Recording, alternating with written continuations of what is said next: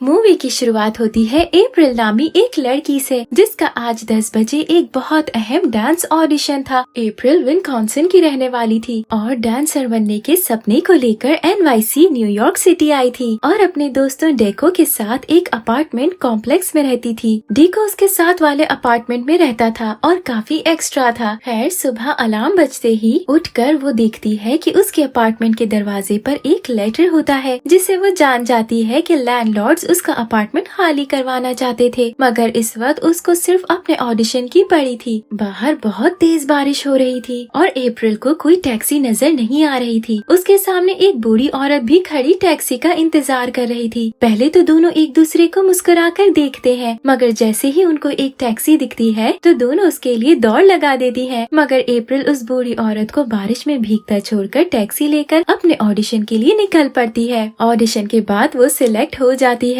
और मेन जज रुथ जिमर के डिसीजन के लिए इंतजार कर रहे होते हैं। जैसे ही रुथ जिमर वहाँ आती है वो पानी से भीग रही थी और जी हाँ, ये वही बूढ़ी औरत थी जिसको अप्रैल ने टैक्सी नहीं लेने दी थी और अब वो इस बात का बदला उसको ऑडिशन से निकाल कर ले रही थी। ब्रॉडवे, जो कि न्यूयॉर्क सिटी की सबसे मशहूर थिएट्रिकल स्ट्रीट थी, वहाँ रुथ जिमर का काफी नाम था और ऑलमोस्ट सब ही उससे डरते थे, तो इसीलिए वो अब अप्रैल का करियर कभी ना बनने देने की धमकी देती है। उसको समझाने के चक्कर में अप्रैल उसका हाथ थामती है कि रुथ स्टेज से नीचे गिर जाती है। अपार्टमेंट वापस पहुंचकर डेको अप्रैल को बताता है कि उसकी रुथ जिमर को स्टेज से धक्का देने की वीडियो वायरल हो चुकी थी और हर कोई अप्रैल को जान चुका था। अप्रैल शॉक में चली जाती है कि अब उसको कौन एक्सेप्ट करेगा। वो अपने एजेंट को कॉल करती है, मगर वो भी उसकी कॉल काट देता है। तब उसकी नजर उसके सामने पड़ी एक मैगजीन पर पड़ती है, जिस पर ब्रॉडवे के एक और मशहूर शख्स वेली वोंग की तस्वीर थी और अप्रैल समझ जाती है कि ये वो वाहिद शख्स है जो रुथ जिमर से डरे बगैर उसको रोल दे देगा। अगले ही दिन वो वेली वोंग के ऑफिस के सामने चली जाती है और उसको निकलता देख उसके सामने डांस करने लगती है, मगर वेली वोंग उसकी तरफ देखता भी नहीं है। हाँ, एम्बैरसिंग तो है ये, लेकिन उस वक्त अप्रैल को यही ठीक लग रहा था। वहाँ से कोई फायदा ना होने पर वो घर जाती है और उसका अपार्टमेंट भी लॉक था। उसके डैड की कॉल आती है, मगर अप्रैल उससे सब छुपा लेती है और एक्ट करती है जैसे सब ठीक था। मगर डैड्स को फूल करना इतना आसान थोड़ी है। वो फौरन उसको मैसेज करता है कि वो घर आ जाए। अप्रैल अपने डैड फ्रैंक के साथ अब विस्कॉन्सिन वापस चली जाती है और परेशान थी कि सब उसके बारे में क्या सोचेंगे, लेकिन फ्रैंक कहता है कि इस छोटे से शहर में किसी को भी इंटरनेट पर होने वाली चीजों का इतना नहीं पता, सब अपने में ही रहते हैं सिवाय फ्रैंक के। वहाँ पहुँचकर वो फ्रैंक के साथ ग्रोसरी स्टोर जाती है, जहाँ उसको मिस बार्ब मिलती है, जो कि बचपन में अप्रैल को डांस सिखाया करती थी। एटलीस्ट उनका ये मानना था। मिस बार्ब उसको देखकर बहुत खुश होती हैं और अपनी बेटी जून से मिलवाती हैं और अप्रैल को अपने डांसिंग स्कूल आने का कहती है ताकि वो उनके स्टूडेंट से मिल सके। मिस बार्ब समझती थी कि अप्रैल एक ब्रॉडवे की परफॉर्मर थी और फ्रैंक ने जैसा कहा था उनको उस वीडियो के बारे में कुछ नहीं पता था। अप्रैल फ्रैंक की बीमारी का बहाना बनाती है, मगर फ्रैंक वहाँ आ जाता है और मिस बार्ब से कहता है कि अप्रैल जरूर बच्चियों से मिलने आएगी। मिस बार्ब के स्टूडियो न्यू होप स्टूडियो में उनकी बेटी जून, मिशेल, सारा, ऊना, कारी, जुजू और रूबी स्टूडेंट्स थे और वहाँ का कोच अपने छोटे बेटे डिकी को भी वहाँ छोड़ जाते थे। सारा और मिशेल अप्रैल के एक्स बॉयफ्रेंड निक की छोटी बहनें थी और अप्रैल को वहाँ देख के सारा कुछ खास खुश नहीं होती। कारी वहाँ स्टूडेंट भी होती है और वहाँ काम भी करती थी ताकि वो डांस क्लासेस अफोर्ड कर सके। अप्रैल उन सबसे मिलने के लिए कुछ खास एक्साइटेड नहीं थी और बहुत ही रूड थी। मिस बार्ब उसको एक ब्रोशर दिखाती है जो कि वीकेंड पर होने वाले एक कंपटीशन के बारे में था और उस कंपटीशन में एक टीचर फीचर भी था जिसमें टीचर भी बच्चों के साथ परफॉर्म कर सकती थी। अप्रैल इसमें कुछ खास इंटरेस्टेड नहीं थी। वो बच्चों के साथ बैठती थी ताकि बच्चों के सवालों के जवाब दे सके, तो उसको पता लगता है कि जुजू डेफ थी और पूछने पर बताती है कि वो म्यूजिक की वाइब्रेशंस फील करती है। सबसे सवालों का अप्रैल काफी रूडली जवाब देती है और उनको कहती है कि हार्ड वर्क करने के बाद भी उनका सिर्फ 0.00001% चांस था कि वो सिलेक्ट हो जाए। वहाँ से वापस जाते हुए फ्रैंक वो ब्रोशर पढ़ता है जिस पर इस कंपटीशन के जजेस के नाम लिखे थे और उनमें एक नाम वेली वोंग भी था। ये नाम सुनकर अप्रैल फौरन से वापस मुड़ती है और बच्चों को सिखाने के लिए तैयार हो जाती है। थोड़ी प्रैक्टिस के बाद वो सब अटलांटिक सिटी जाते हैं जहाँ वो बाकी टीम्स के साथ कम्पीट करते हैं, मगर उनकी टीम सब के मुकाबले में बुरा परफॉर्म करती है और फिर टीचर फीचर की बारी भी अप्रैल डांस को करती है और अच्छा करती है, लेकिन सारा डांस बस उसी पर फोकस होता है और बच्चे साइड कैरेक्टर्स। उनका मोटिव बस यही था कि उनको थर्ड आना है, लेकिन वो फोर्थ आते हैं और जज अप्रैल से यही कहती है कि टीचर फीचर का मतलब ये नहीं कि सारी स्पॉटलाइट तुम ले लो, बल्कि तुम्हारे स्टूडेंट्स में भी एफर्ट शो होनी चाहिए। फोर्थ आने पर भी सारा शहर अप्रैल को बधाई देता है और ग्रोसरी स्टोर से वापस आते हुए वो बैनर लगा देखती है जिसमें उनकी टीम को कांग्रेचुलेट किया जा रहा था। तभी मिस बार्ब वहाँ आ जाती है और अप्रैल को बताती है कि एक टीम ने बिलो 6 टीम में 10 इयर्स के बच्चे को ऐड किया हुआ था, जिसकी वजह से वो डिस्क्वालीफाई हो गए और अप्रैल की टीम थर्ड पर आ गई, यानी वो कंपटीशन का हिस्सा रहेंगे।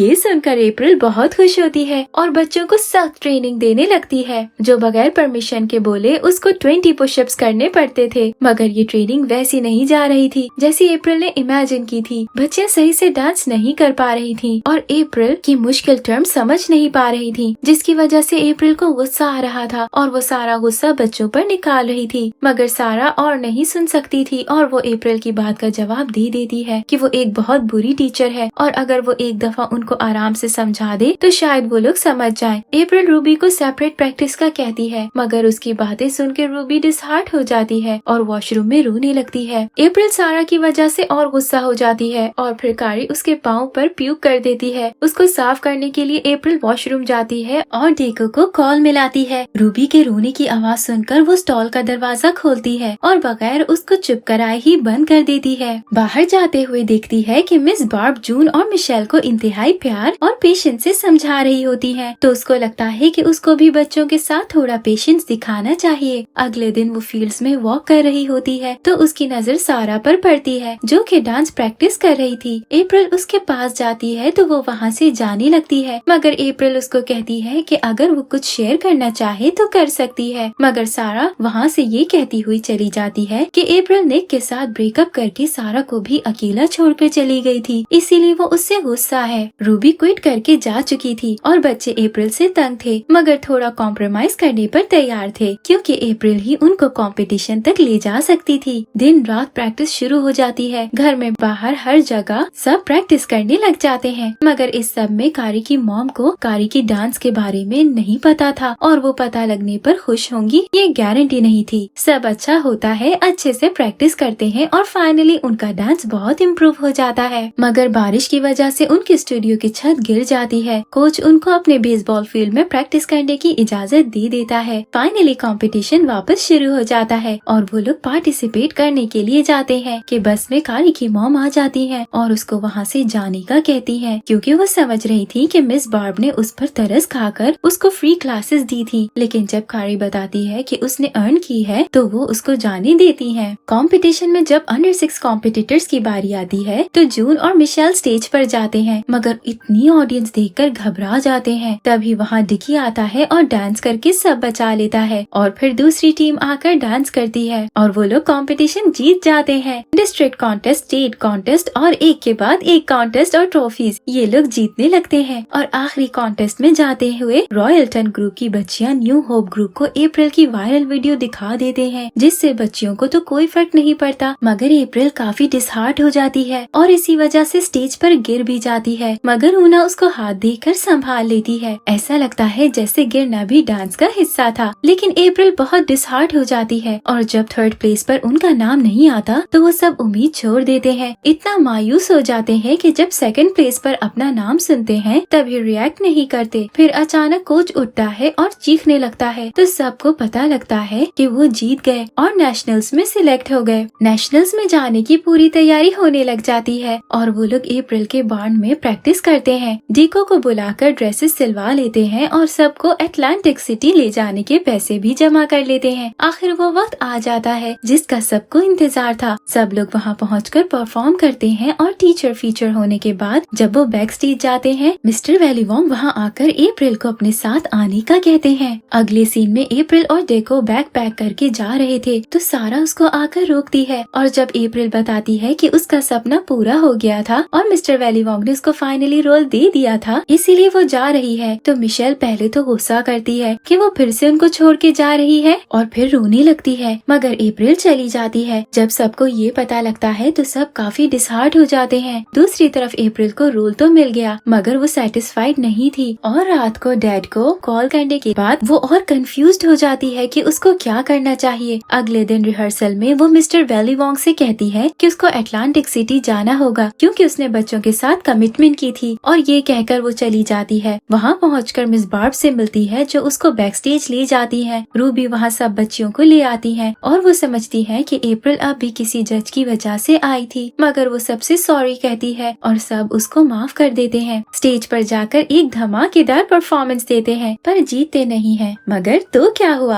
अप्रैल और निक वापस साथ हो जाते हैं और अप्रैल को मिस्टर वेली वोंग के गाने में रोल मिल जाता है, मगर वो अपने बच्चों को नहीं भूली थी और मिस्टर वोंग की मदद से वो सब उससे मिलने न्यूयॉर्क सिटी आते हैं और फिर वो बाहर सड़क पर जाकर डांस करते हैं। इस तरह मूवी खत्म हो जाती है। Thank you for watching.